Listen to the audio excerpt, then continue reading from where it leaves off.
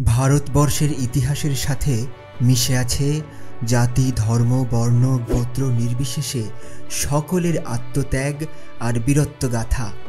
আমাদের ইতিহাসের নায়কেরা তাদের রক্ত দিয়ে এই অঞ্চল থেকে ব্রিটিশদের উৎখাত করে এই ভারতবর্ষকে দিয়ে গেছেন স্বাধীনতা। ভারতবর্ষের ইতিহাসের অষ্টম পর্বে আপনাদেরকে রোহিলাখণ্ডের বাহাদুর বখত খান ও তার সংগ্রামী জীবনের গল্প শুনিয়েছিলাম। সেই সাথে জানিয়েছিলাম বখত খান শেষ দিকে এসে মাওলানা আহমদুল্লাহর বাহিনীতে যোগ দিয়েছিলেন। আজকের পর্বে আমরা মাওলানা আহমদুল্লাহর গল্প জানব।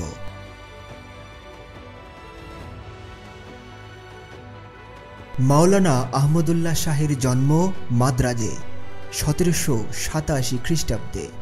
তিনি মৌলভী আহমদুল্লাহ নামেও পরিচিত। স্থানীয় আলেমদের কাছে তার প্রাথমিক শিক্ষা সমাপ্ত হয়। এ সময় তিনি আরবি, উর্দু, ফার্সি ও ইংরেজি ভাষায় দক্ষতা অর্জন করেন। কিছুকাল তিনি সামরিক প্রশিক্ষণ নেন।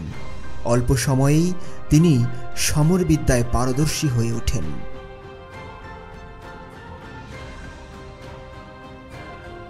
তারুণ্যের প্রথম দিকে কয়েকবার মারাঠা ও অত্যাচারী জমিদারদের বিরুদ্ধে লড়াই করেন এবং সাহসিকতার প্রমাণ দেন।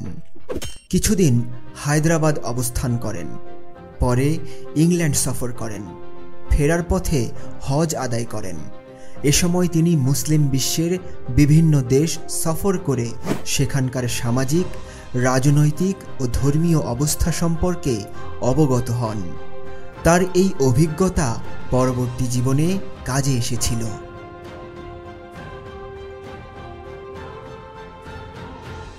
মাওলানা আহমদুল্লাহ শাহ আগ্রাতে থাকাকালীন বিভিন্ন মাহফিলে উপস্থিত থাকতেন।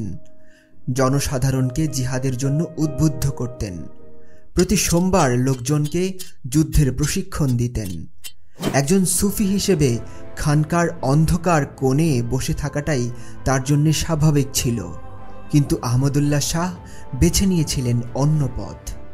ইংরেজদের বিরুদ্ধে যুদ্ধ করাকেই বানিয়েছেন নিজের জীবনের মাকসাদ। শীঘ্রই আহমদুল্লাহ শাহ ইংরেজদের নজরদারির শিকার হন।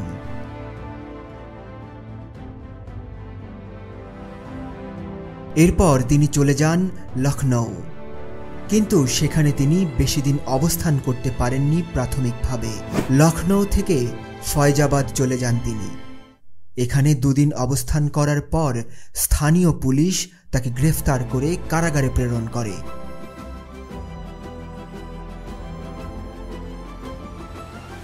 মাওলানা আহমদুল্লাহ শাহ কারাগারে থাকতেই 1857 সালের বিদ্রোহ শুরু হয়েছিল। অল্প সময়ের মধ্যে বিদ্রোহের আগুন মিরাট, দিল্লি, বেরেলি, শাহজাহানপুর ও বাদায়ুন হয়ে লখনউ এবং ফয়জাবাদেও ছড়িয়ে পড়ে। ফয়জাবাদে বিদ্রোহ শুরু হতেই আহমদুল্লাহ শাহকে কারাগার থেকে মুক্ত করা হয়। আহমদুল্লাহ শাহ লখনউ চলে আসেন।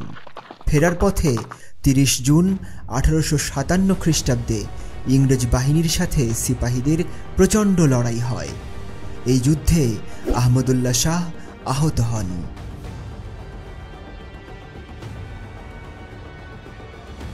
লখনউতে থাকা অবস্থায় প্রতিবন্ধকতার শিকার হন মাওলানা আহমদুল্লাহ।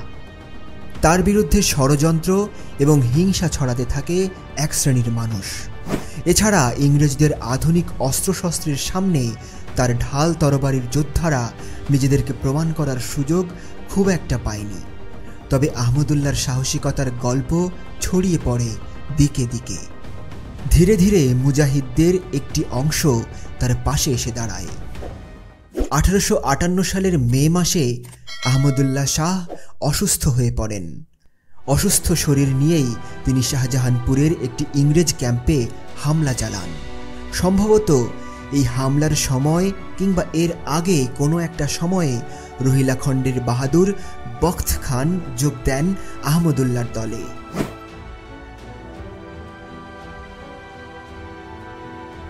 এই সময় ইংরেজ সরকার মাওলানার মাথার মূল্য 50,000 রৌপ্য মুদ্রা ঘোষণা করে।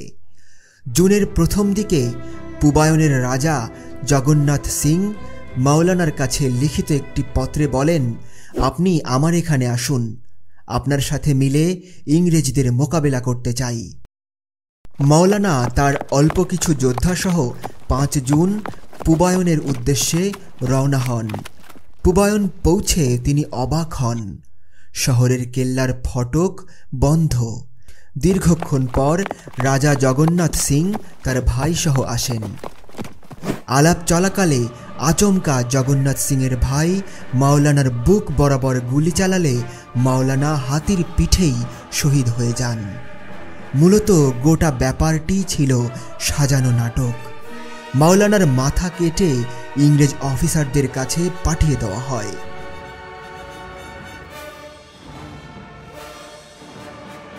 পরদিন সকালে মাওলানা আহমদুল্লাহর কর্তৃত মস্তক শহরের কোতোয়ালি দরজার উপর লটকে থাকতে দেখা যায়। মাওলানা আহমদুল্লাহ শাহ ছিলেন আউধের মানুষের শেষ ভরসা। তার ইন্তেকালের পর ইংরেজদের বাধা দেওয়ার মতো আর কেউ রইল না।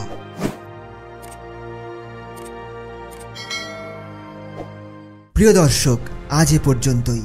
ভারতবর্ষের ইতিহাস প্রচারিত হচ্ছে প্রতি বৃহস্পতিবার বাংলাদেশ সময় রাত 8টায় এবং ভারতীয় সময়ে সন্ধ্যা 7:30টায় শুধুমাত্র ঈগল এপিক্সে। মিস করবেন না যেন।